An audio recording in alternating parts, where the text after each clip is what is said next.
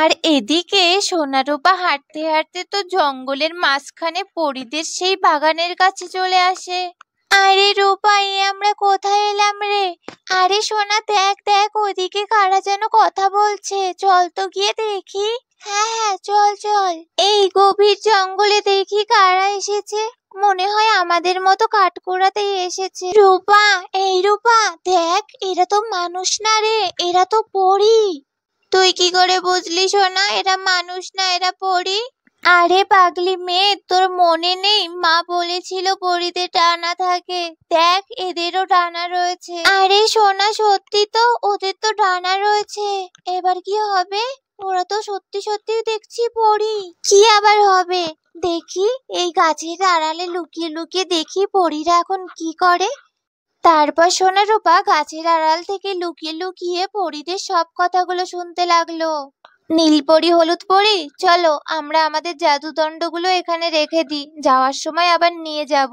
হ্যাঁ লালপরি, তুমি একদম ঠিক বলেছো, জাদুদণ্ডগুলো এখানে রেখে দিই, কিন্তু যাওয়ার সময় কিন্তু মনে করে আমাদের নিয়ে যেতে হবে। হ্যাঁ হ্যাঁ নীলপরি, জাদুদণ্ডগুলো তো যাওয়ার সময় আমাদের মনে করে নিয়ে যেতেই হবে, কারণ জাদুদণ্ড ছাড়া তো আমরা শক্তিহীন, তাই না? রূপা, তার মানে এরা লালপরি, নীলপরি আর হলুদ পরি, বুঝলি? হ্যাঁ সোনা, মা ঠিক যেমন পরীদের সম্পর্কে বলতো, এরা তো ঠিক তেমন। কত সুন্দর দেখতে এদের, এদের ডানা থাকে, এদের জাদুদণ্ড থাকে। মা যা যা বলেছে সব মিলে যাচ্ছে রে। আমি কোনোদিনও ভাবতে পারিনি এই পরীদের দেখতে পাবো। আরে সে কি, আমিও কোনোদিনও ভেবেছি নাকি যে আমরা পরীদের দেখতে পাবো? আমাদের তো কপাল ভালো রে যে আমরা পরীদের দেখেছি। এখন তুই চুপ কর রূপা, তা না হলে ওরা জেনে যাবে যে আমরা এখানে লুকিয়ে লুকিয়ে ওদের সব কথা শুনছি, তখন না জানি আমাদের সঙ্গে ওরা কি করবে। এখন চুপচাপ করে দেখতে থাক ওরা কি করে।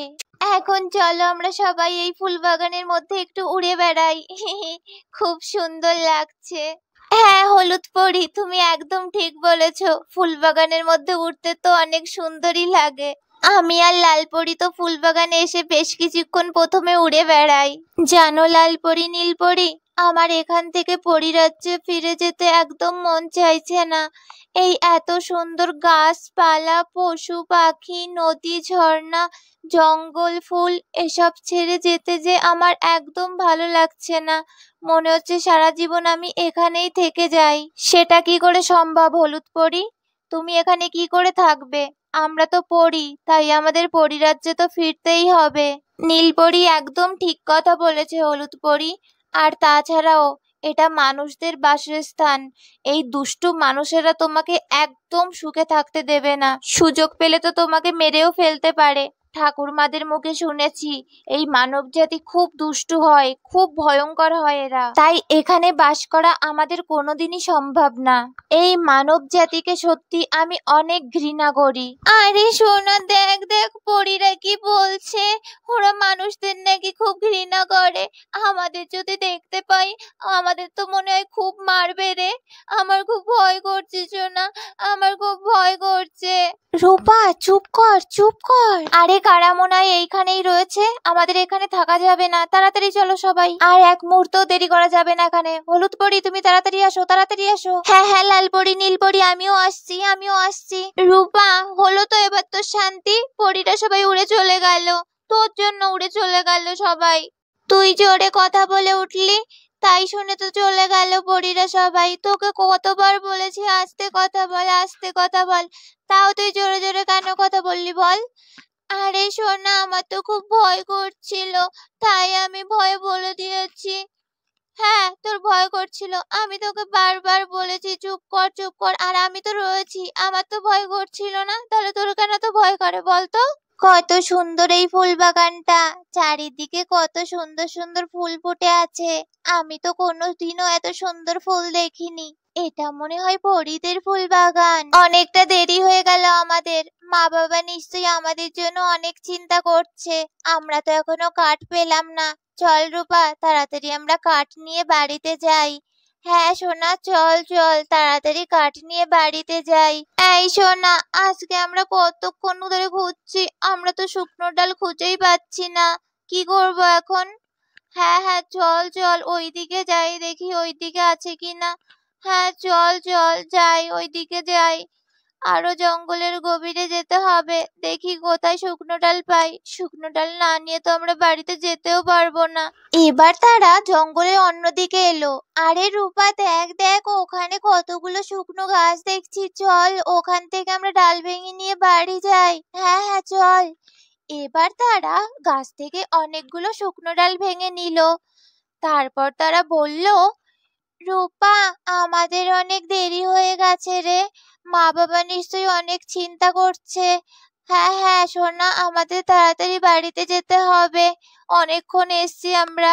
ওই পরীগুলোর কথা শুনে তো আমাদের অনেক দেরি হয়ে গেল রে, তাড়াতাড়ি চল বাড়িতে। তারপর সোনারূপা কাঠ নিয়ে বাড়িতে চলে আসে। কাঠগুলো উঠোনে রেখে সোনারূপা তাড়াতাড়ি তাদের মা বাবার কাছে চলে যায়। আরে সোনারূপা মা, তোরা এসেছিস, খুব ভালো হয়েছে। আমি তো চিন্তায় চিন্তায় মরে যাচ্ছিলাম রে। আমি কতবার তোদের বলি, তোদের এখনো বয়স হয়নি, তোরা এখনো ছোট আছিস, এখনো তোদের জঙ্গলে যেতে হবে না, তাও তোরা আমার কোনো কথা শুনিস না। সোনারূপা মা, তোরা এত কেন দেরি করেছিস? তোরা তো অনেকক্ষণ আগে গিয়েছিস বাড়ির থেকে, এত কেন দেরি হলো তোদের, বল না। হ্যাঁ রে সোনারূপা মা, সত্যি তোদের এত কেন দেরি হলো বলতো? তোর মা তো খুব কান্না করছিল রে মা। তোরা কি করছিলি এতক্ষণ জঙ্গলে? বলছি মা বাবা, তোমাদের সব বলছি। আজকে না জঙ্গলে আমরা পরীদের দেখেছিলাম, জানো? লাল পরী, নীল পরী আর হলুদ পরীকে আমরা দেখেছি। এ তুই কি বলছিস সোনা মা? তোরা কি করে পরীদের দেখবি? হ্যাঁ মা, আমি সত্যি বলছি। আমরা জঙ্গলের মাঝখানে একটা ফুল বাগানের মধ্যে লাল পরী, নীল পরী আর হলুদ পরীকে দেখেছি। আমি মিথ্যে কথা বলছি না মা, তুমি রূপাকে জিজ্ঞাসা করো। হ্যাঁ মা, সোনা ঠিক বলছে, আমরা সত্যি পরীদের দেখেছি। জানো মা, আমরা গাছের আড়াল থেকে লুকিয়ে লুকিয়ে পরীদের সব কথাগুলো শুনছিলাম। হঠাৎ করে এই রূপাটা চেঁচিয়ে উঠেছিল, তারপর বুঝতে পেরে পরীরা সবাই চলে যায়।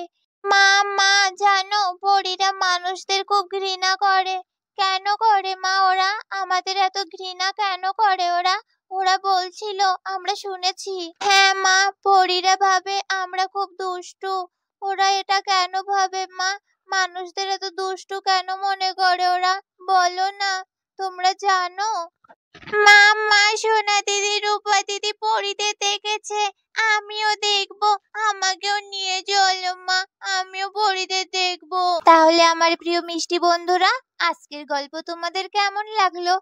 আমার এই গল্প যদি তোমাদের ভালো লেগে থাকে, তাহলে আমাদের চ্যানেলটাকে সাবস্ক্রাইব করে আমাদের পাশেই থেকো। সবাই ভালো থেকো, সবাই সুস্থ থেকো, সবাইকে টাটা।